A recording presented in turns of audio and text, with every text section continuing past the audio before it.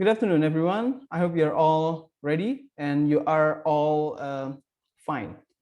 Today, we are going to review what you have learned in the research technique class. In other words, I will not present new materials to you. I will only put emphasis on certain things that, in my opinion, will be important for you later on in this semester, particularly in learning the presentation of thesis proposal and to prepare your entire thesis proposal here. Okay, let me share with you the slides that I have prepared to make my points clear. I'm calling this presentation the backbone of a thesis proposal. In other words, I will not give you the entire body of a thesis proposal, just the backbone to show, to make it look like a thesis proposal so that your understanding of thesis proposal is, well, clear for some of the important elements. Okay, first of all, what I will discuss here is mostly about research thesis proposal. I will not be talking about the non-research thesis proposal. I might be talking about that in a different video. Now, what is the research? Research is a systematic attempt to answer or to find a solution to a question or a problem. And the product of a thesis is usually either an object that can solve the problem or that can answer the question, or knowledge. Knowledge here can mean knowledge to answer that particular question until it's completed, or knowledge that can contribute to the solution of a problem or to answering a question. Okay, so it's either a product, an object, or a knowledge. And in literature, most of the time, we talk about knowledge when it comes to research. Now, what is the backbone actually for a thesis proposal? Before going there, let me review what a good thesis proposal will eventually lead to. There are basically three things that people will get from a good thesis proposal. By people here, I'm talking about your advisors or examiners. If your thesis proposal is good, then this examiner will get the clarity of your reason or purpose in doing the research. The second one will be they will get the clarity of your foundation, your theoretical framework, your knowledge of earlier studies, or basically anything that comes before your research. And the third element that they will get is the clarity of your means, how you will do it, what you will use to achieve it, and what the stages are of your process in answering the questions. So these three things will be what somebody gets from a good thesis proposal. Okay, now what are the skeletons of this thesis proposal? There are basically three elements. First of all, the introduction, review of related literature, and third one is the research method. A good introduction will give people the clarity of your reason or purpose behind the thesis project. And review of related literature, if it is good, will make people get a clear understanding of your foundation. And research method, if it is presented clearly, then people will know how and what you will do to achieve that. Now let's start with an introduction. A good introduction is usually containing, first of all, background of the study. The background of the study this is an ideal this is an ideal way of writing a background of study, okay? First of all, you can start with the general idea of literature or movie or works of art that is in your field. In your case, you will talk about the general idea of literature. And then you go deeper into a more focused area, which is the form or the genre of the literature that you will be studying. Last but not least, this is the sharper point in your background of study, you will talk about a specific work of literature that you will be analyzing.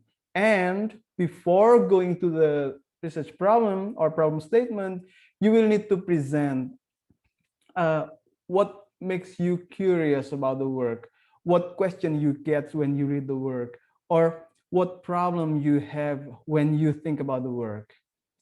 This last point is important, and many of you missed providing this in the submissions that you gave us for research technique final exam. So make sure to have this, the expression of your curiosity or problem related to the work that you want to study. After that, you will go to the problem statement. You formulate this curiosity into a more specific area by making a question, for example. Or if you don't want to make a question, you can present over here the purpose of you doing research, okay? So this is it. It can be a question, or it can also be a purpose, or it can be a combination of both, which is good. And one thing which is very important in this part is what kind of question do you ask? I encourage you to explore elaborative questions. You know elaborative questions from inferential reading class. And if you need to review that, I have a video for that, which I will link here. So there are three types of elaborative questions. You can ask elaborative informational about what and where and when and so on. And you can also ask elaborative explanatory, which is a question to pursue how something happens or why something happens, or in short, the motivation of something. And the third thing is the elaborative evaluative. So as the name suggests, evaluative means giving a judgment for the quality of something. Is the work good? Is the main character racist? Is the general work supporting feminism or gender equality, and so on?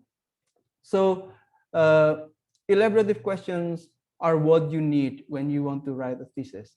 Elaborative questions usually make you find signs or indications in the text, but to answer that, you will need outside sources. So that's the kind of question I want you to ask when you write a thesis in literature. Okay. Now, done with this, we move on to the second part, which is review of related literature. Remember again, if you write a good review of related literature, your readers will get the clarity of your foundation. You might have heard the notion that research is like standing on the shoulders of giants. You are now building on what people have done earlier. And if you are good at showing that in this review of related literature, then the shoulders that you will be standing on will be firm, strong, and clear. Okay, now what does it contain?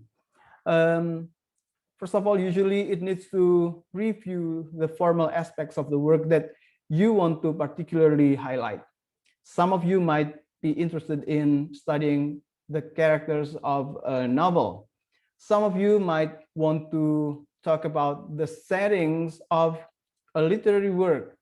Then be specific about that and find sources about that, sources that define this formal aspect thoroughly.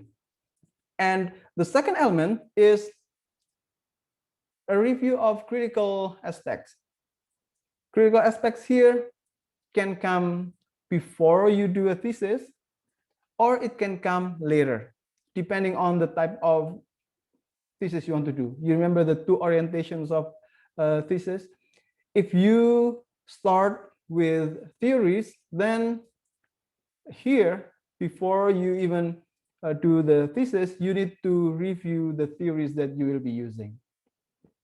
If you want to talk about, for example, the representation of a minority in a particular work, then you try to find critical sources related to minority. What does minority mean? And what are the examples of minority? And what are cases related to minority? These are what you will need to find. And you need to find these elements from many sources, not just one writer, not just one book. God forbid if you take it only from one blog, okay? Don't do that. And the third element is earlier studies. Earlier studies here refer to studies that people have done on the particular work that you will also be studying, or it can also be a review of studies done on the particular topic, although they didn't use the same subject or the same material as you are now using. So two types of research earlier studies. There are two types. The first one is studies on the particular work that you have done, or studies on the topic that you are now going to take up. All right. Now, there are several other points that I want to highlight here related to review of related literature, if you want to make a good one, okay? So these several elements are related to the functions of this review of related literature. What are they? First of all, it's to demonstrate your preparedness before going into the data, going into the studied material. So it is important to demonstrate your preparedness. When you are able to demonstrate that you are prepared, it's good, okay? Now, the second one, oh, sorry, I think you're done with this. The second one is, it is to present what earlier researchers have done on the topic or what knowledge they have gathered. This is related to what I mentioned earlier as standing on the shoulders of giants.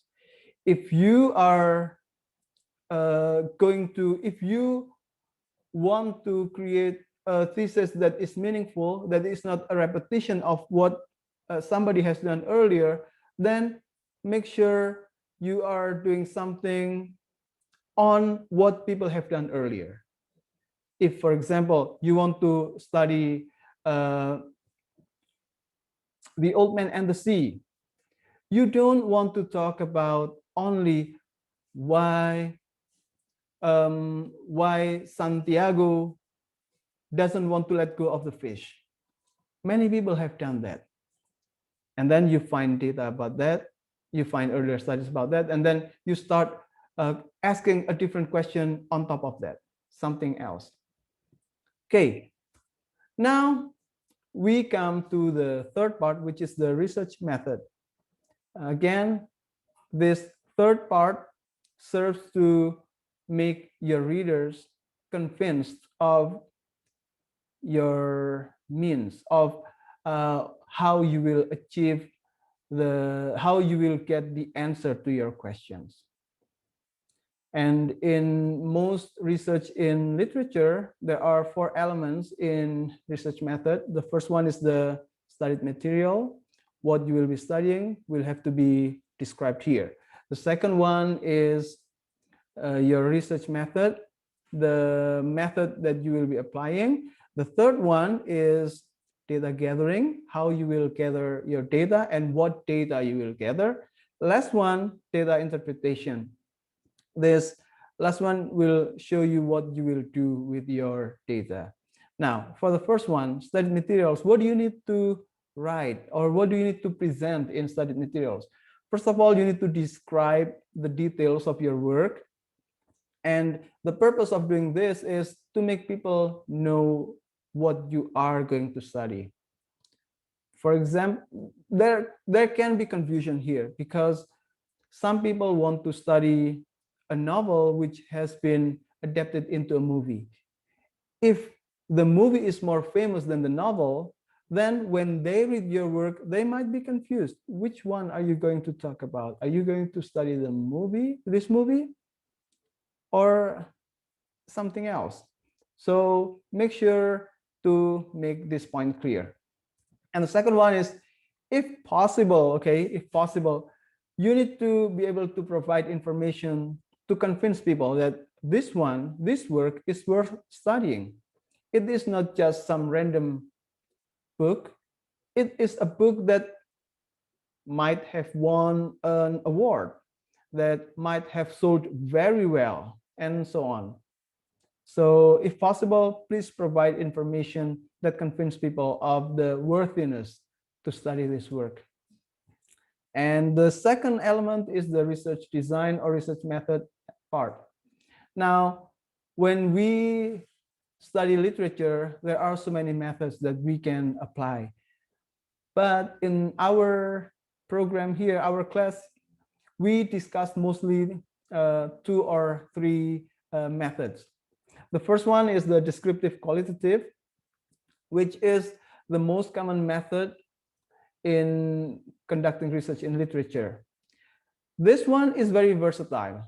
Why is it versatile? Because it can be used to because you can use many approaches when you apply this method.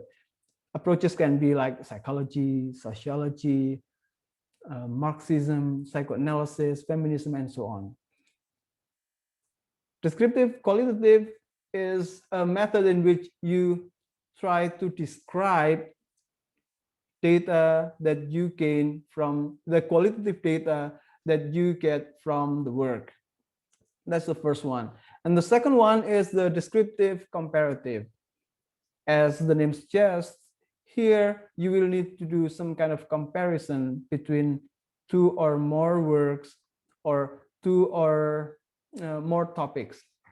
So one of the examples in doing descriptive comparative study is comparing a novel and another novel in how they talk about one particular topic. Or you can also compare a novel and its movie adaptation, how they present the narrative, how they present the character, and so on. Or you can also make a comparison between many works, or not really a comparison. You can study about one topic from many works. That's what I meant to say. So it is also part of a comparative study, right? Now, last one is the qualitative study in general. This qualitative study is similar to qualitative study in anthropology or other social sciences. What I mean here is that you will gain qualitative data in the form of words or sentences, utterances, spoken or written. And then from this data, you will do an analysis to find out about something. And this kind of research can be done for reader response. Reader response is a type of research in which you try to see how an audience responds to a particular work. Recently, one of our students did a study on webtoons and how certain members of the audience respond to that, what makes them love the webtoons and what particular aspects of the webtoon that they love, and so on. And the second one is the biographical study, which is not very common nowadays, but still possible for you to do. So these are the research methods. And here in this part, you will also have data gathering. When you talk about data gathering, the most important thing is to define your data. What will constitute your data? Is it a novel? Is it a movie? Or even going further into a more specific area, Are you going to use the dialogues only as your data, or are you going to use the entire work as the data? So this is something that you will need to clarify. You either choose to use certain elements, or you use the entire work as your source of data. You can do either way, but you just need to be specific there. And then last one, you will talk about data interpretation. This is going to be about what you will do after you have the data. So here you don't talk about how you will get the data anymore. It will consist of the step-by-step narration of what you will do with the data.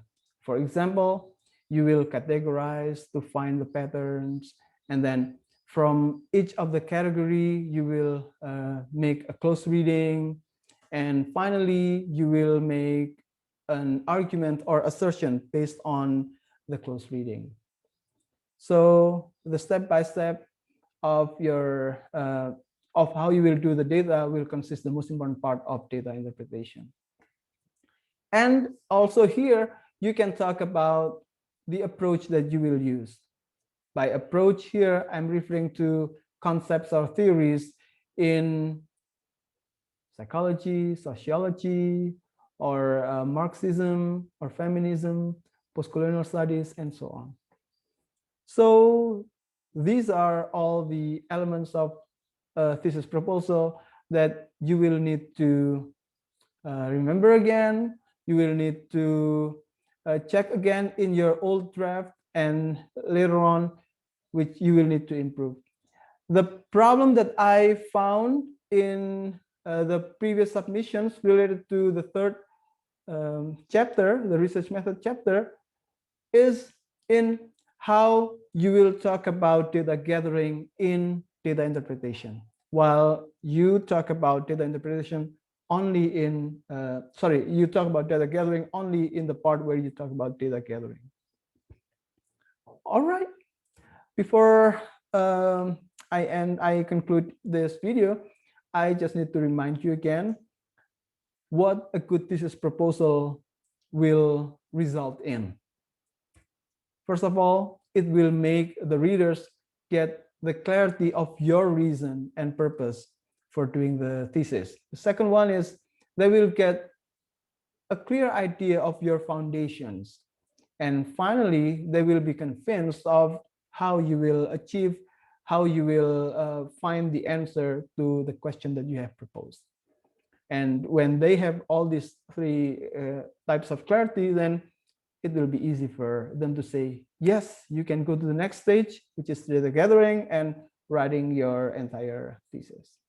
All right, everyone, I think that's all from me. It's good to be back here again on YouTube talking about research with you. Bye, everyone.